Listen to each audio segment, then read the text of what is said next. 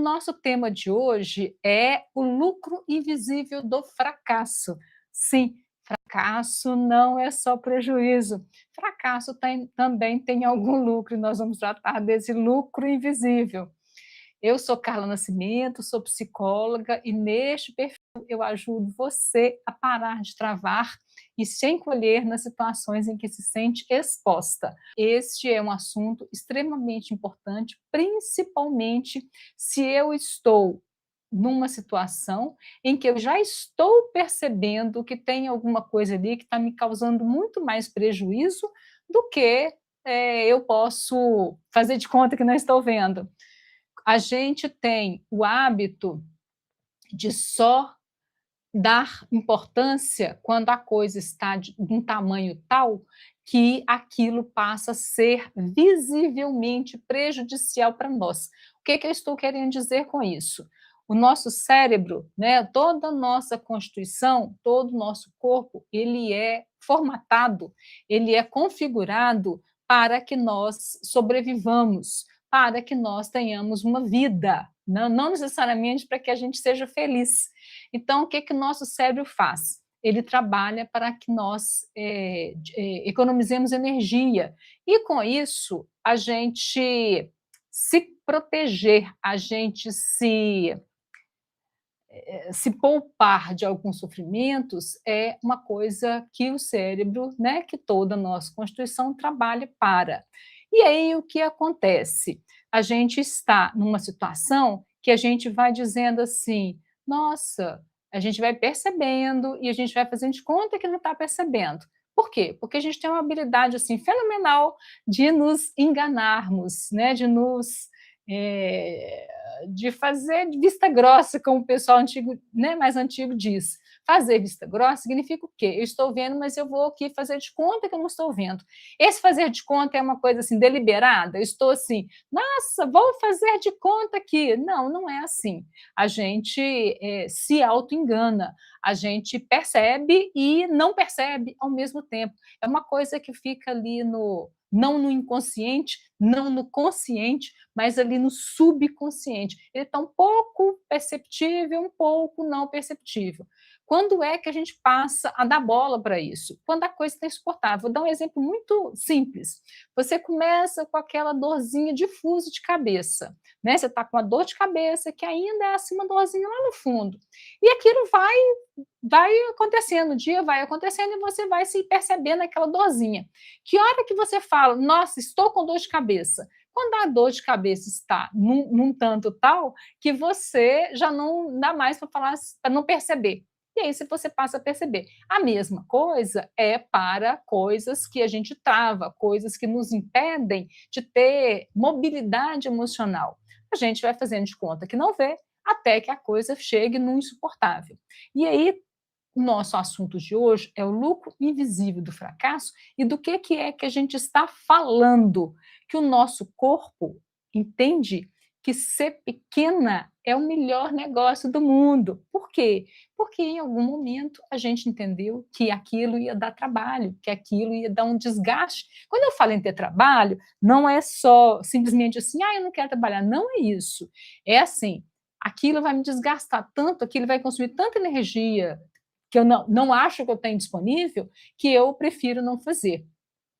Então, o que acontece? Se eu percebo que uma realização vai me consumir mais energia do que eu estou disposta a, fracassar é uma boa saída. Por quê? Porque na hora que eu fracasso, eu não estou sendo submetida àquela exposição, eu não estou sendo vista, eu não estou sendo cobrada, eu não estou sendo julgada. Porque o fracasso a gente diz assim, é porque tinha umas circunstâncias que não estavam a meu favor, tive azar ou qualquer coisa assim. Então, vou te dar um exemplo. Você passa o dia reclamando que não é promovida, que não te ouvem, que você trava na hora de crescer. Mas e se eu te dissesse que, para uma parte de você, ser um fracasso é a melhor estratégia de sobrevivência que você já, né, você já viu, a melhor estratégia de sobrevivência que já inventaram? Você não trava, por conta de um erro, você trava por uma conveniência. E aí, quando eu estou falando em conveniência, vamos fazer, né, vamos conceituar isso adequadamente para não ser mal entendido. Não é assim: "Nossa, eu convenientemente vou fracassar". Não é isso. É uma conveniência que não está tão consciente. Vou te dar um outro exemplo. Já viu aquelas pessoas que vivem procurando, entre aspas, emprego, e quando elas entram num trabalho, elas começam a adoecer? De verdade, elas não fingem que estão doentes, elas adoecem de verdade. Por quê? Porque, na realidade, elas não estavam querendo aquele, né, não estavam querendo um emprego, não estavam querendo um trabalho de fato. Elas estavam querendo o dinheiro que vem do trabalho, o falar com as pessoas, que está empregada, porque está desempregado não é uma coisa, né, socialmente muito positiva, e por aí vai. Só que o trabalho mesmo, elas não queriam, só que elas não sabem disso. Então, o que que acontece?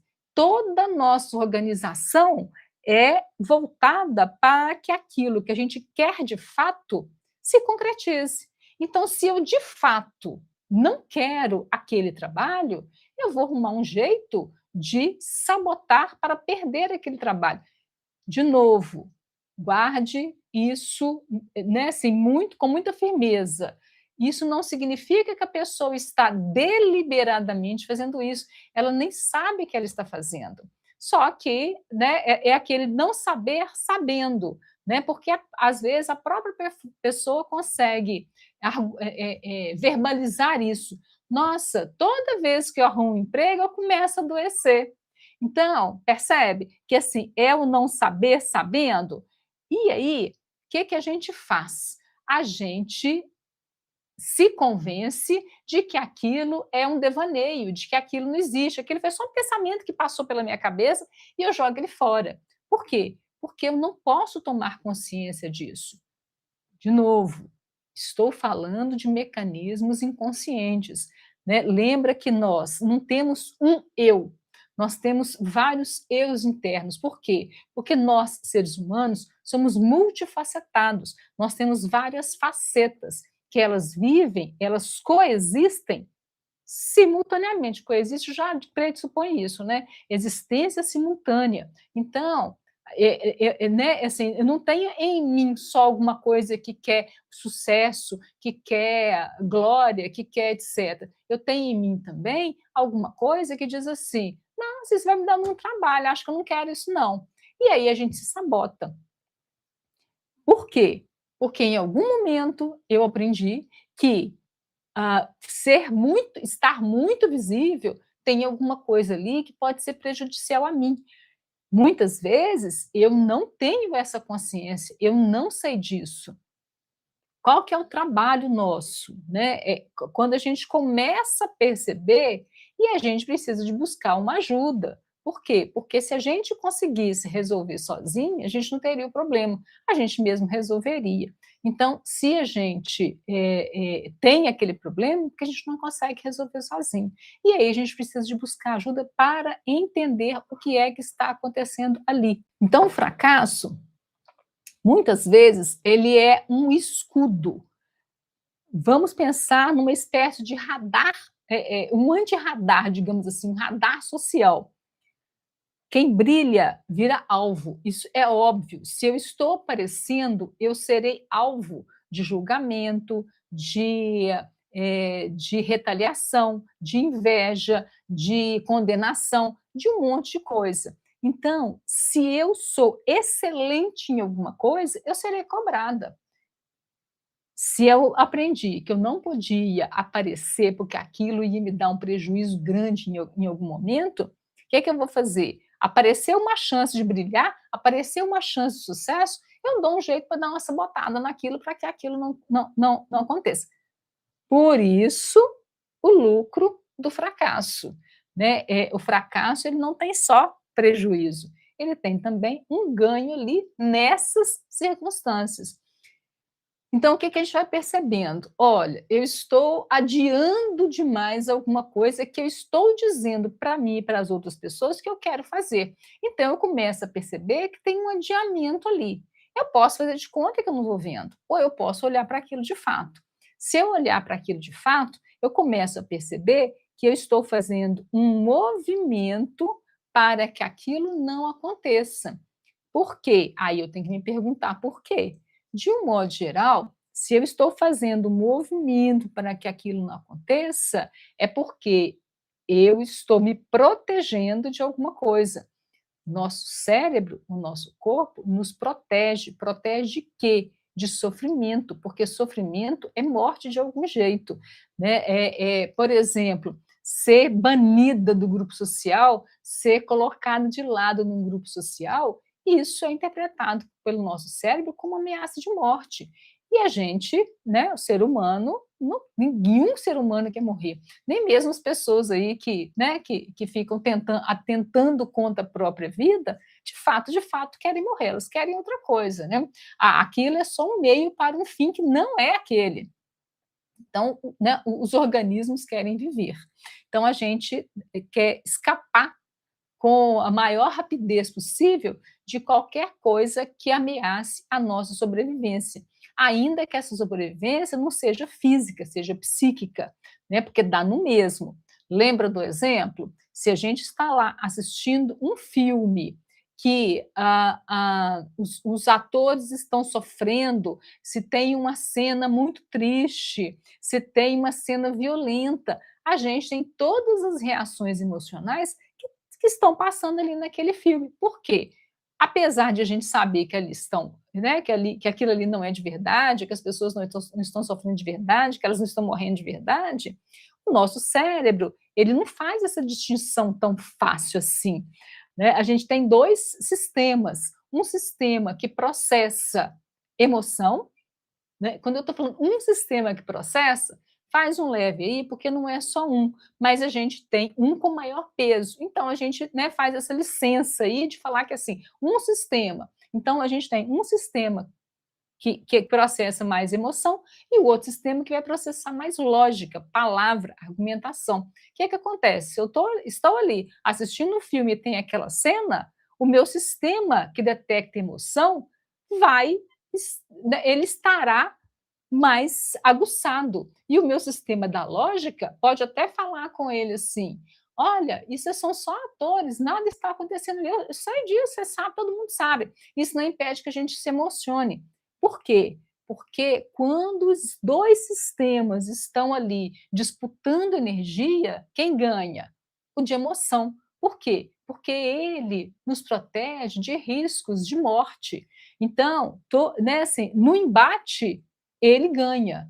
Então, o que, que acontece? Se eu estou numa situação em que eu percebo ameaça no ambiente, e aí eu tenho né, que tomar alguma atitude, meu corpo tem que tomar alguma atitude, o que, que ele faz? Ele paralisa todo o sistema que vai cuidar da lógica, que vai cuidar de prós e contras, que vai fazer cálculo de risco, de custo-benefício, de digestão, de interesse sexual, de tudo isso. Por quê? Porque a sobrevivência prevalece. Então, o meu sistema que está cuidando das emoções, né, que aí vocês já estão já mais habituados, isso é a amígdala, né, lá no hipocampo e tal. Esse sistema, essa estrutura que está mais responsável por isso. A estrutura que está mais responsável por esse processamento lógico é o nosso córtex pré-frontal. Ele, ele consegue se sobrepor à amígdala quando a gente tem um treinamento para fazer isso. Como é que a gente treina para fazer isso?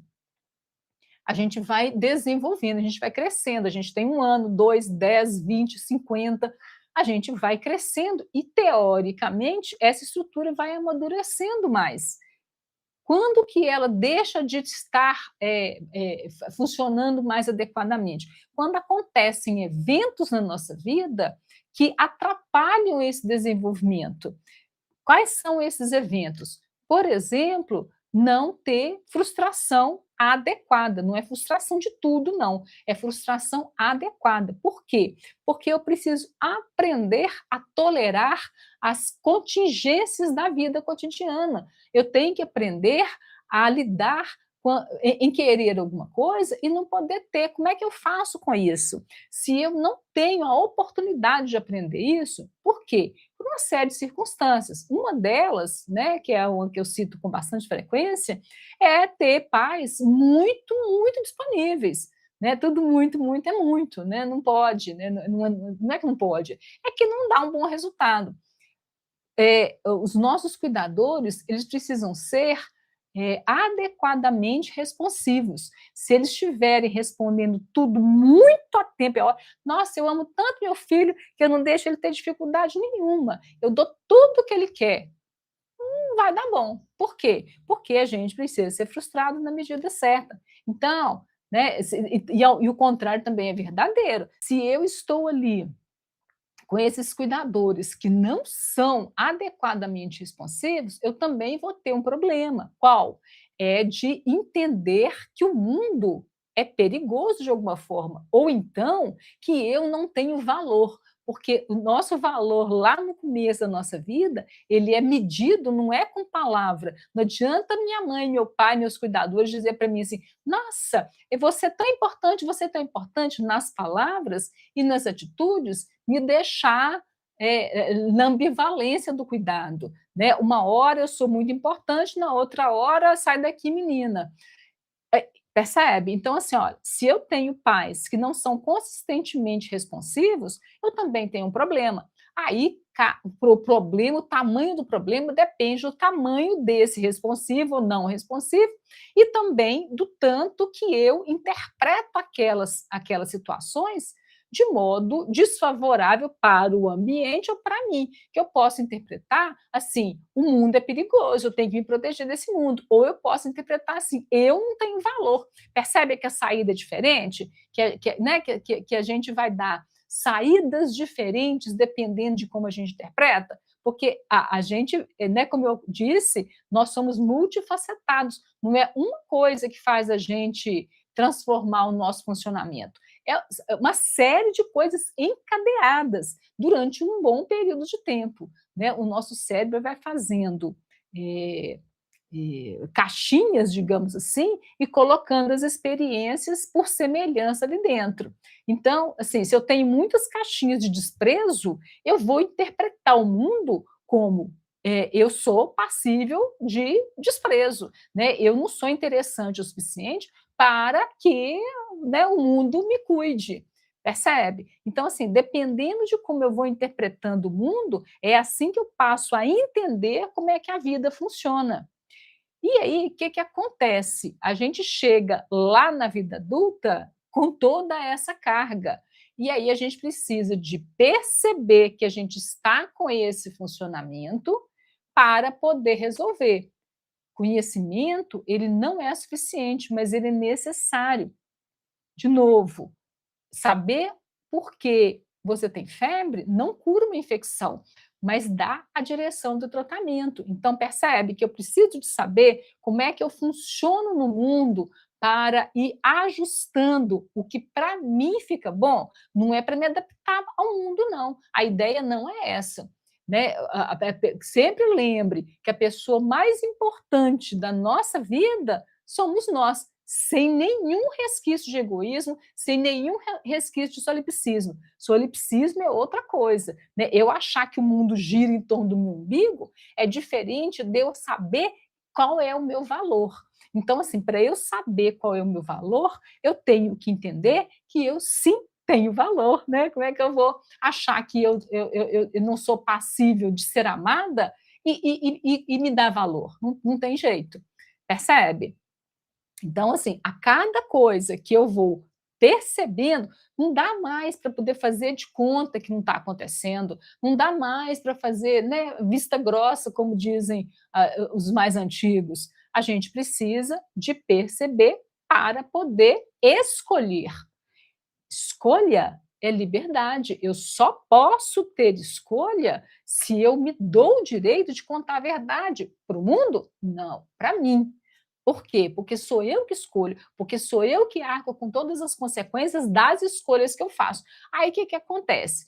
Se a gente não consegue determinados funcionamentos adequados do nosso córtex pré-frontal, a maior parte das vezes a gente vai culpar o mundo pelas coisas que nos acontecem, né?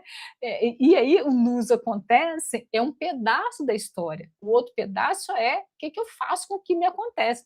Como já disse Sartre, né? O inferno são os outros, de certa forma, sim. Mas também, ao mesmo tempo, a gente precisa de fazer alguma coisa que nos fazem.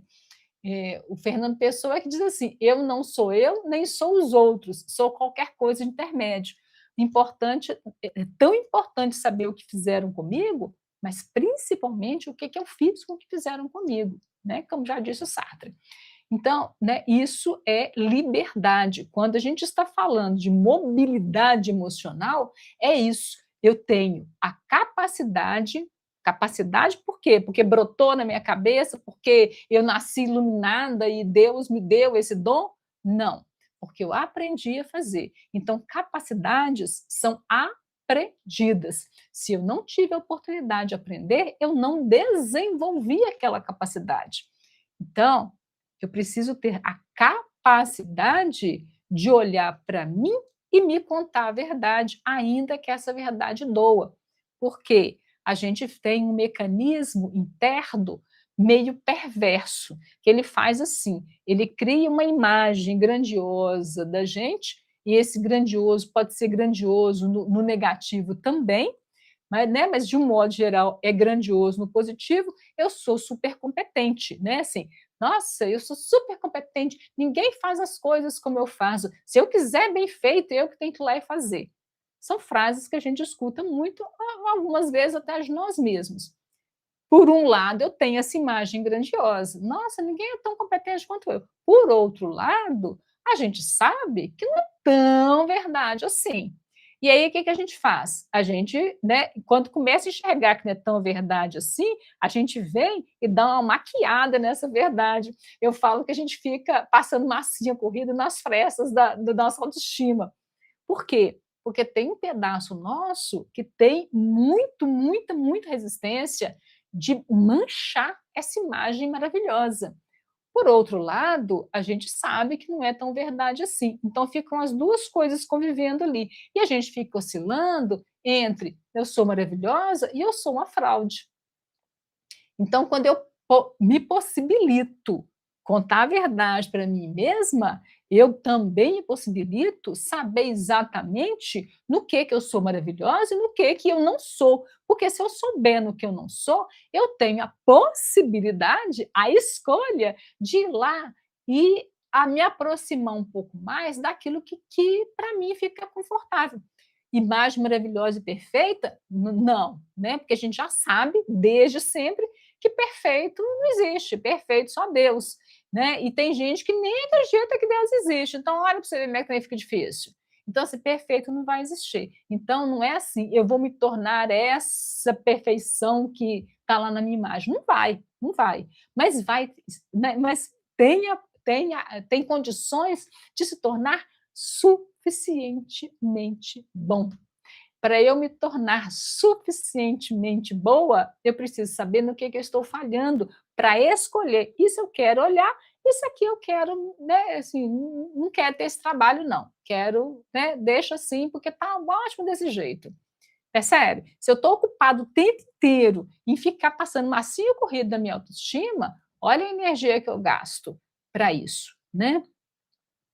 Então, o fracasso, muitas vezes, ele é um esconderijo, porque o nosso corpo ele vai lá e sabota a nossa fala, ele dá um branco na gente, ele faz a gente recuar. Por quê? Porque lá no fundo, né, esse fundo às vezes não está tão fundo assim, mas lá no fundo a gente vai percebendo que aquilo vai ter um dispêndio de energia, um dispêndio de um monte de coisa. E algumas vezes a gente dá um jeito para não perceber que nós não queremos aquele sucesso, e aí a gente organiza a realidade para fracassar. Porque Porque se eu fracassar, não tem culpa, né? Então, assim, se eu não conseguir entregar um produto, como é que eu serei avaliada pela entrega? Não serei. Então, eu me poupo dessa avaliação se eu for perfeccionista e, por exemplo, ficar lá terminando, terminando, terminando e nunca terminar para poder entregar. Entende como é que é a coisa? É bem isso. Então, o fracasso ele vai nos mantendo fora do radar. E para o nosso medo, isso é um paraíso.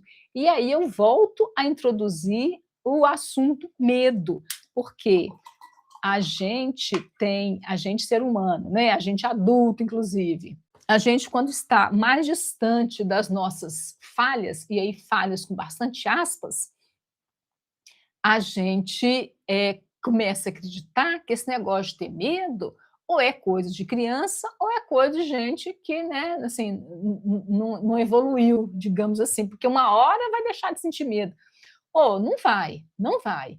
Medo, ele é fundamental. Imagina se você não tivesse medo e não pular de um avião sem paraquedas, porque você não tem medo de pular e estatelar no chão.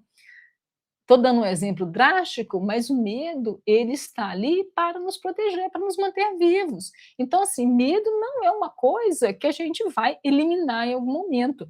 Medo é constitutivo do ser humano. Só que a gente, por alguma razão inexplicável, a gente acha que sentir medo é feio, sentir medo é esquisito, então não posso contar para ninguém que eu estou com medo. Então, por exemplo, nossa, sucesso dá medo. Sucesso dá medo. Por quê? Porque traz uma série de responsabilidades que a gente tem que pensar se quer ou se não quer. Então, o fracasso, muitas vezes, ele está ali para quê? Para me poupar de ter esse desgaste de pensar, nossa, será que eu quero? Nossa, por que eu não quero? Nossa, que coisa mais absurda. Quem é que não quer um sucesso? Oh, um monte de gente não quer um sucesso. Então, e sucesso aqui não é assim, sabe? Ser influencer, ou ator de televisão, ou milionário, ou qualquer coisa, não. É alcançar qualquer coisa que é um passinho a mais, um passinho além do habitual. Né? Então, pode ser que, por exemplo, arrumar um emprego seja um sucesso que a pessoa não quer. Então, na hora que ela arruma, ela vai adoecer, ela vai passar mal, ela vai fazer um monte de coisa, né? Ela não vai fingir, né? Eu vou repetir muitas vezes, porque isso é importante repetir para não ser mal compreendido. A pessoa não vai escolher, falar assim, nossa, eu agora vou ficar doente porque eu quero perder meu emprego. Não, ela às vezes nem sabe que não quer, mas ela, né, aquilo vai acontecer para que ela seja bem sucedida no quê? Naquilo que ela não quer ter sucesso, que é, por exemplo, estou dando um exemplo aqui do emprego. E por que é tão difícil a gente mudar isso? Por óbvio, a gente não quer se contar as próprias verdades. Por quê? Porque dói. A gente saber das nossas limitações dói. A gente quer ser essa imagem maravilhosa que a gente construiu de nós mesmos. Nossa, tudo que eu faço dá certo. Nossa, eu sou a melhor cozinheira que tem na região. Nossa, eu sou qualquer coisa, né? Qualquer coisa que a gente acredite que a gente é super competente. Ninguém é super competente. Todo mundo, para exercer qualquer coisa, precisa de ir aprendendo cada vez mais. Porque se tem uma coisa que é óbvia, mas a gente esquece, é que quanto mais a gente aprende, mais a gente percebe o tanto que a gente não sabe. Então assim, tem muito mais coisas que a gente não sabe do que coisas que a gente sabe, por óbvio. Só que a gente não quer, né? A gente não quer viver isso, porque dá trabalho. E aí, mudar tem este problema. O sucesso, por exemplo, ele é perigoso para quem foi treinada a não incomodar. Porque se você crescer, você perde a proteção da invisibilidade. Lembra? Eu aprendi em algum momento da minha história que se eu ficar visível, eu vou ter consequências danosas. Eu vou apanhar, eu vou ser repreendida, eu vou sofrer danos que eu tenho que me proteger. sofrer danos de bullying, sofrer danos de modo geral. Então, eu vou me invisibilizando. Se eu passei uma vida me invisibilizando, o fracasso, ele é uma proteção. Sucesso vai ser perigoso, por óbvio. Então, se a gente cresce, se a gente vai para um outro patamar, aquilo, né, a gente perde uma certa proteção da invisibilidade. Lembra que eu disse? Todo mundo que brilha, né, todo mundo que brilha aparece mais, por óbvio, né?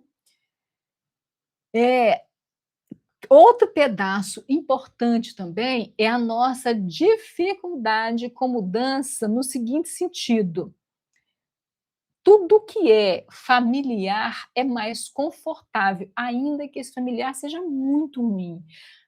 É tão contraintuitivo isso, que às vezes dá um nó na cabeça da gente. Porque a gente prefere muito mais um ruim conhecido do que a possibilidade de algo que a gente não conhece. A gente tem muito, muito, muito medo do desconhecido. Claro que eu estou dizendo, a gente tem muito, muito, muito, cada um no seu, né, na sua dimensão. Não é igual para todo mundo. Porém, todo mundo tem algum medo do desconhecido. E aí tem pessoas que têm muito mais medo do desconhecido e tem outras pessoas que, né, se aventuram um pouco mais. Porque já descobriram que desconhecido não é sinônimo de perigoso, desconhecido não é sinônimo de ameaça de morte. Então, né, já treinou o seu cérebro que mudança pode ser uma coisa boa. Então, deixa eu experimentar. Quantas pessoas ficam dispostas a experimentar, por exemplo, comida diferente? Nossa, eu não gosto disso. Já experimentou alguma vez? Nossa, nem experimentei, porque eu não gosto. Uai, então, tanto a gente saber se gosta, se não gosta, experimentou, né?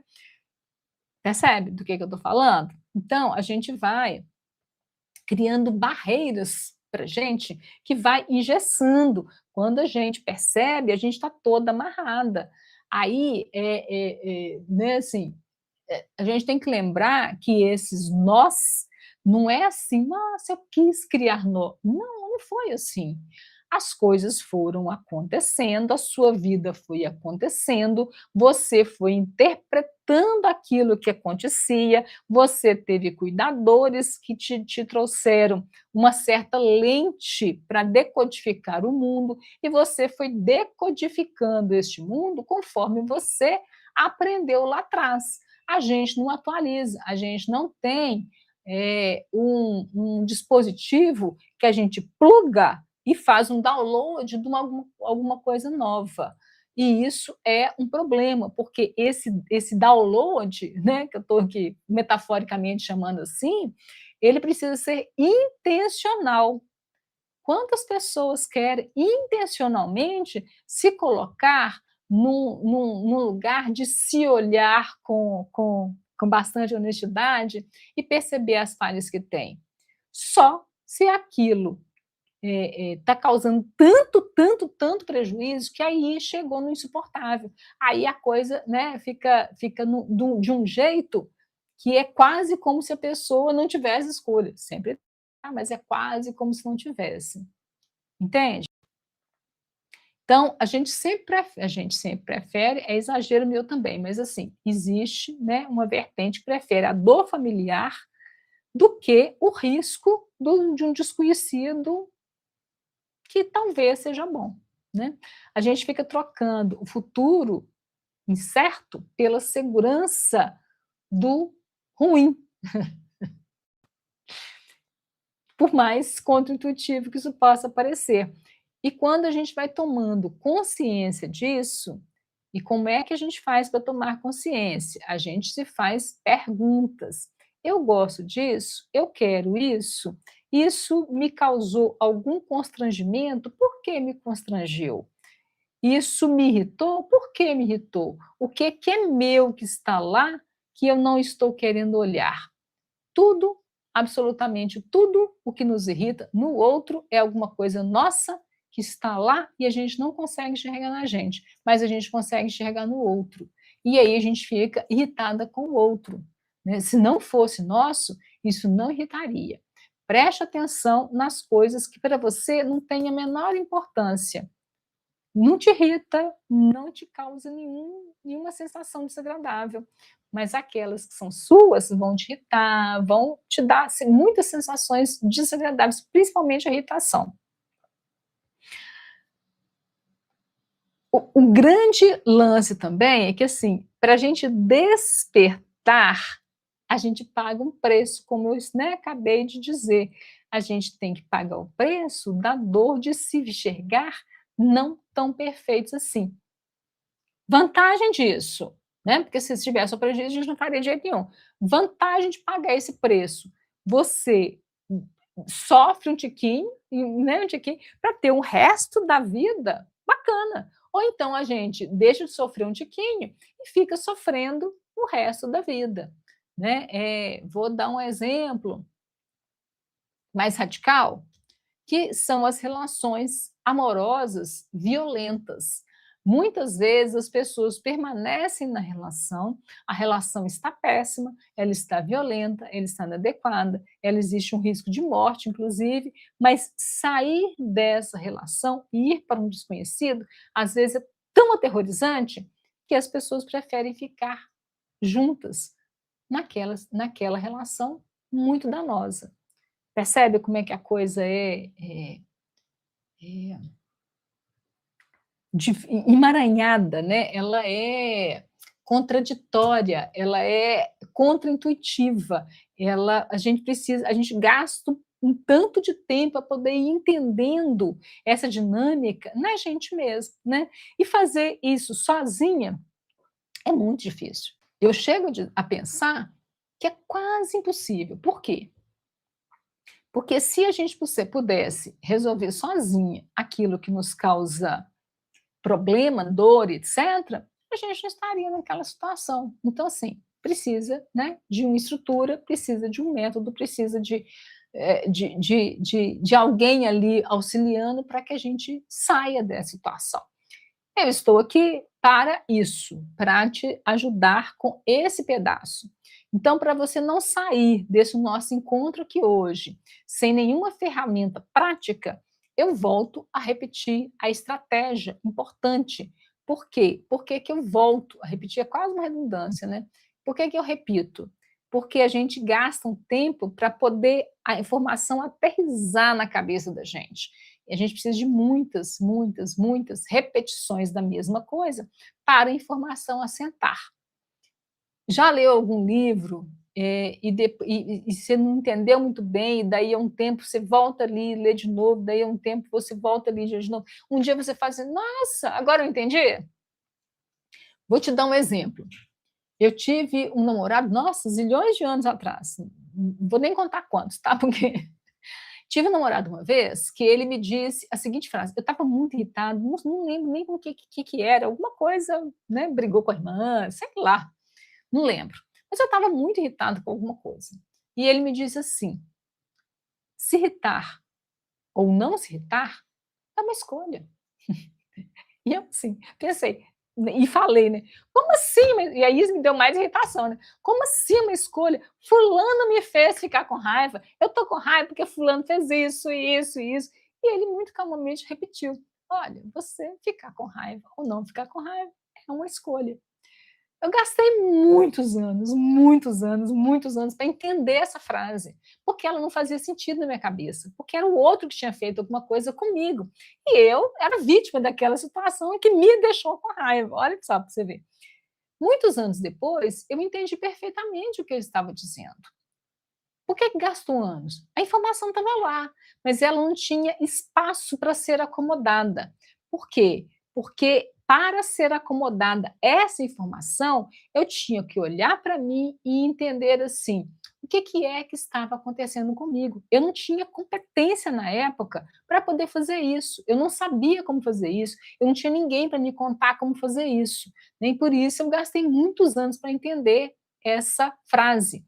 E hoje, né, depois de muitos anos, eu inclusive sei de vários filósofos que disseram exatamente isso. Um deles foi Epicteto, que eu gosto muito, né, que ele dizia assim: não são os fatos em si que te fazem, que te causam alguma coisa, que te magoam, que te irritam, que te ferem, que te causa qualquer dano. É a sua interpretação dos fatos. Exemplo, você ouve uma pessoa que você não conhece lá na rua dizendo assim para você X, Y, Z, você, e te xinga, né? Muito assim, veementemente. Você olha para aquilo e fala assim: gente, o que aconteceu com esse sujeito? Quem é esse sujeito? Por que ele está falando? E larga para lá, porque, né, aquilo não faz sentido na sua cabeça. Agora, se né, uma pessoa que você conhece te falar menos de 10% do que aquela pessoa falou, vai te magoar profundamente. Por quê? Porque na sua cabeça, como é que essa pessoa faz isso comigo? Né? Esse comigo é o pedaço que nos magoa, que nos fere, é a interpretação do fato, porque a gente entende que a gente é um floquinho de neve, a gente é como é que chama? O alecrim dourado, é a última bolacha do pacote, e que a gente é muito digno de admiração, de respeito, de não sei o quê, e o sujeito tem que nos dar isso. Então, se ele não está dando, é um problema dele, e que absurdo isso.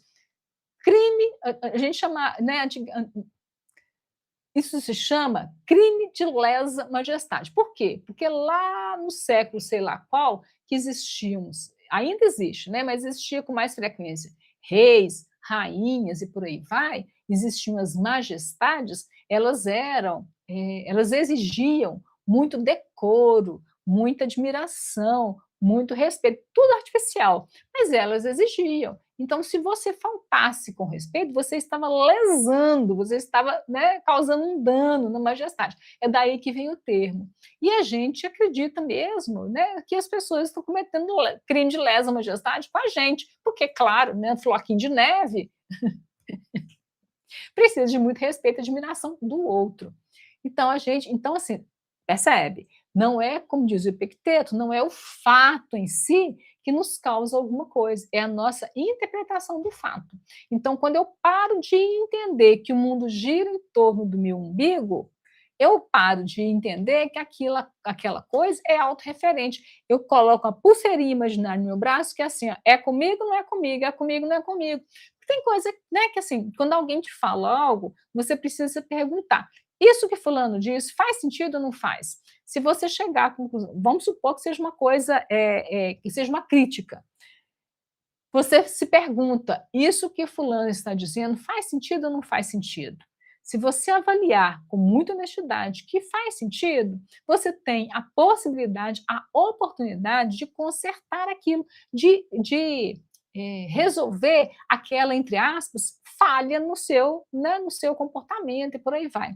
Se você entender que aquilo não faz sentido, honestamente, né, claro, né, que aquilo não faz sentido, você larga para lá. Vou te dar um exemplo, outro exemplo, assim, né, que é metafórico, mas vai lá. Um dia eu estava indo na rua e encontrei com uma conhecida, e ela me perguntou, falou assim: ah, por que você está mancando? Eu falei: não, não estou mancando. Ela falou: tá mancando sim.